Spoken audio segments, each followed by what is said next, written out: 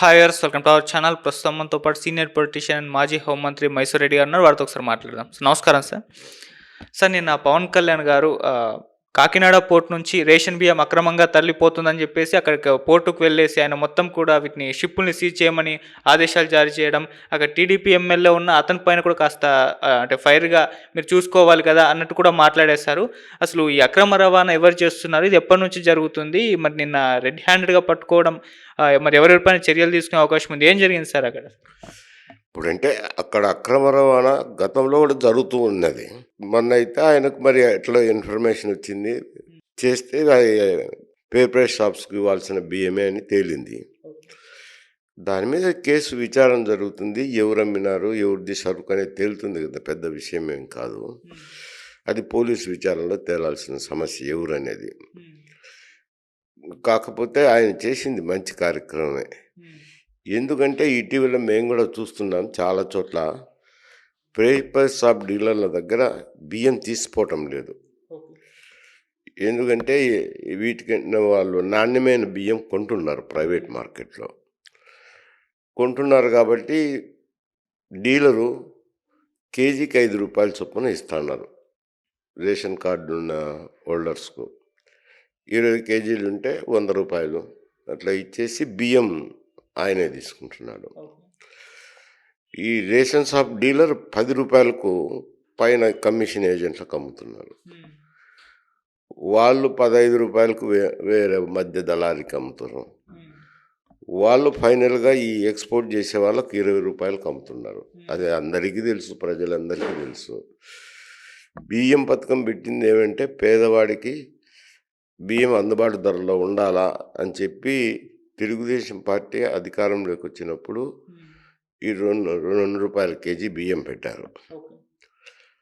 అది అంతకుముందు కాంగ్రెస్ కూడా మేనిఫెస్టోలో మేము ఉచిత బియ్యం ఇస్తామని వాళ్ళు కూడా పెట్టుకున్నారు. కానీ అప్పుడు ఆ గాలిలో రామారావు వచ్చినారు, రామారావు గారు పెట్టారు. అప్పుడు ఓపెన్ మార్కెట్లో బియ్యానికి 2 రూపాయల కేజీ బియ్యం ఇస్తే పెద్ద గ్యాప్ లేదు. గ్యాప్ లేని దానివల్ల ఆ పథకానికి 50 కోట్లే ఖర్చు అయ్యేది. తర్వాత మేము 89-94 వరకు మేము అధికారంలో ఉన్నాం. అప్పుడు 2 రూపాయల కేజీ బియ్యమే అని చెప్పి ప్రకటించినారు కాంగ్రెస్ ప్రభుత్వం. గ్యాప్ వచ్చేసి ఓపెన్ మార్కెట్లోకి అంటే కొనాలి కదా, వాళ్ళు కొనేటప్పుడు మార్కెటింగ్ కమిటీ వాళ్ళు రేషన్ షాప్ డీలర్లకు సప్లై చేయాలి. కొనేటప్పటికి కొనే రేటుకు ఈ 2 రూపాయలకు చాలా వ్యత్యాసం వచ్చింది.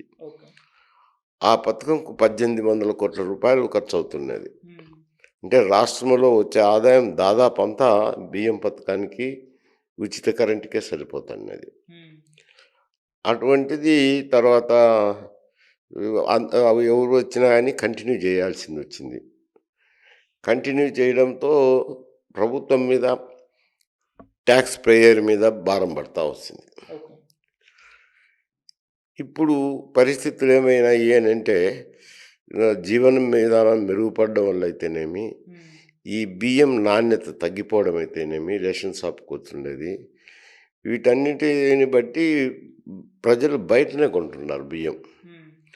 ఓపెన్ మార్కెట్లోనే కొని వాళ్ళ అవసరాలకు ఉపయోగించుకుంటున్నారు. రేషన్ షాప్ డీలర్లు వీళ్ళకి 10 రూపాయలు ఇస్తున్నారు. ఎంతో కొంత వచ్చింది కదా అని తీసుకొని వాళ్ళు వెళ్తున్నారు, వీళ్ళు అమ్ముకుంటున్నారు.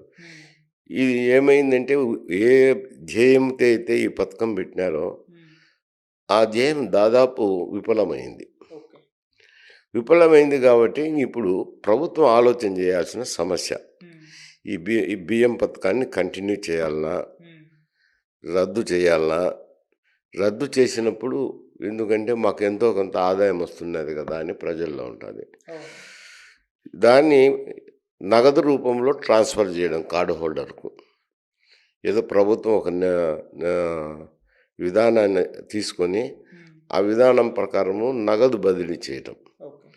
నగదు బదిలీ చేసినప్పుడు ప్రభుత్వానికి కూడా ఒక మేలు జరుగుతుంది.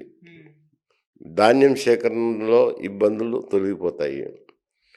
రెండోది, దాని ట్రాన్స్పోర్టు తాలూకా ఆఫీసులకు చేసేదానికి రవాణా ఖర్చులు తగ్గుతాయి. రా తాలూకా ఆఫీస్ మండలం ఆఫీస్ అనుకోండి, తాలూకా కాదు మండలం ఆఫీస్ నుంచి ఈ రేషన్ షాప్ డీలర్లకు సప్లై చేసేదానికి రవాణా ఖర్చులు తగ్గుతాయి. ఇవన్నీ తగ్గిపోయినప్పుడు కనీసం అవన్నీ మిగులుతాయి. కాబట్టి నగదు ట్రాన్స్ఫర్ చేయడం మంచిదేమో, అది ఆలోచన చేయాలి ప్రభుత్వం. బియ్యం అయితే కనుక వారికి ఏ ఉద్దేశం అయితే బియ్యం ఇచ్చినారో, పేదవారు బియ్యం కొనలేరు కాబట్టి వారికి తక్కువ ధరకే బియ్యం ఇవ్వాలని ఏ పథకం అయితే ఉద్దేశం చేసినారో ఆ ఉద్దేశం అయితే నెరవేరడం లేదు వాస్తవంగా గ్రామాల్లో. అందువల్ల నగదు బదిలీ చేస్తే ఈ ఖర్చులైనా తగ్గిపోతాయి, కొంచెం ప్రభుత్వం మీద భారం అన్న తగ్గుతుందేమో. దాని గురించి ఆలోచన చేయాల్సిందే. ఈ పథకం అయితే దుర్వినియోగం అవుతుండేది అందరికీ తెలుసు.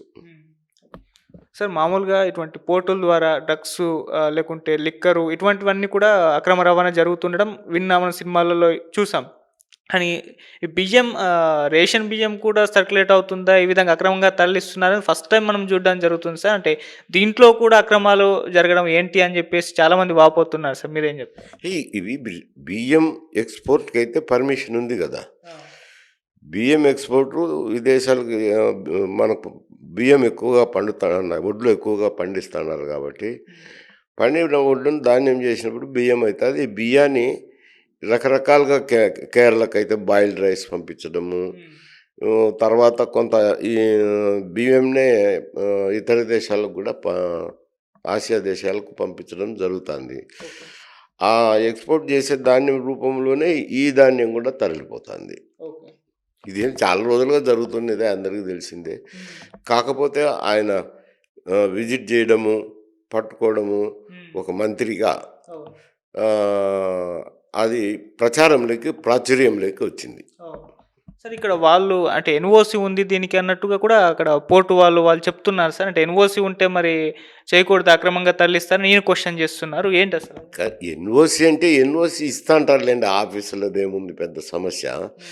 ఇప్పుడు కొంత బియ్యం ఓపెన్ మార్కెట్లో నుంచి కొని కూడా పంపిస్తారు కదా, ఆ రూపంలోనే ఎన్ఓసి తీసుకుంటారు. ఈ ఏ బియ్యం అయితే సరఫరా చేయాలనో ఆ బియ్యాన్ని కొనేదాన్ని కలిపి ఎన్ఓసీలు తీసుకుంటుంటారు.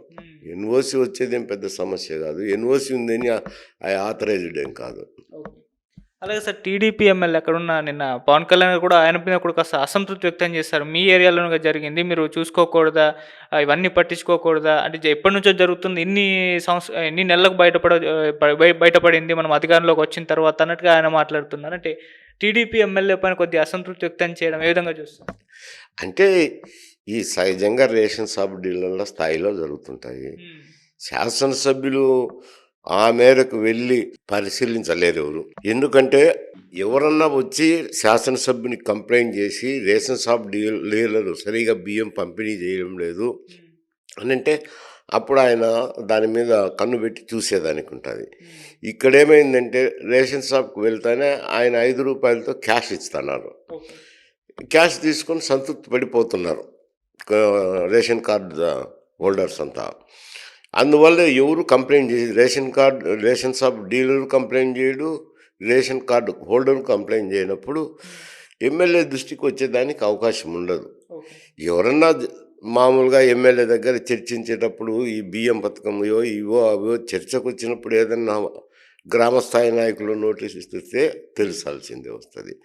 అందులో వీళ్ళు వచ్చి నిన్నగాక మొన్న ఎమ్మెల్యేలు అయినారు, ఒక 3 months 6 months ఉంటుంది అనుకోండి మ్యాక్సిమం. ఈ లోపల జరిగిండకపోవచ్చు, అతని వద్ద చర్చ జరిగిండకపోవచ్చు, అతనికి తెలిసేకపోయి ఉండొచ్చు. లేనప్పుడు ఎవరికి బాధ లేనప్పుడు రేషన్ కార్డు హోల్డర్కు క్యాష్ వస్తుండే, రేషన్ షాప్ డీలర్కు 5 రూపాయలు ఎక్స్ట్రా దొరుకుతుండే, కమిషన్ వస్తుండే, 5 రూపాయలు ఎక్స్ట్రా దొరుకుతుండే. ఎవరి కొద్దీ వాళ్ళు సంతృప్తికరంగా ఉన్నప్పుడు ఎమ్మెల్యే స్థాయి నాయకుడికి వచ్చేదానికి అవకాశం లేదు అంట. సార్ ఇది వైసీపీ హయాం నుంచే జరుగుతుంది, ఇక్కడ స్థానిక ఎమ్మెల్యే కాకినాడ స్థానిక ఎమ్మెల్యే ఖచ్చితంగా హస్తం ఉంది అన్న ఆరోపణలు కూడా వినిపిస్తున్నాయి సార్. మరి అక్కడ ద్వారంపూడి గారి పేరు ఎక్కువగా వినిపిస్తుంది, ఆయనే ఉన్నట్టున్నారు అంతకుముందు వైసీపీ హయాంలో. మరి వైసీపీ హస్తం ఉందంటారా? అప్పుడు వైసీపీ హయాంలో కూడా జరుగుతున్నాయి. మరి హస్తం ఉందా లేదా అనేది నేను చెప్పలేను. ఎందుకంటే వారి నాయకులు బియ్యం సేకరించి ఇతర రాష్ట్రాలు పంపుతున్నారా, లైసెన్స్ ఉందా, ఇవన్నీ ఆ విషయాలైతే నాకు తెలియవు. వైసీపీ హయాంలో ఉన్నప్పుడు కూడా ఇది మొదలైంది. అది అట్టే కంటిన్యూ అవుతుంది. అంతకుముందు ఏదో తీసిపోతుండే వాళ్ళు బియ్యము, ఇప్పుడు తీసిపోవటం లేదు. ఇది విదేశాలకు ఎగుమతి అవుతుంది. నలుగురు రేషన్ కార్డు హోల్డరు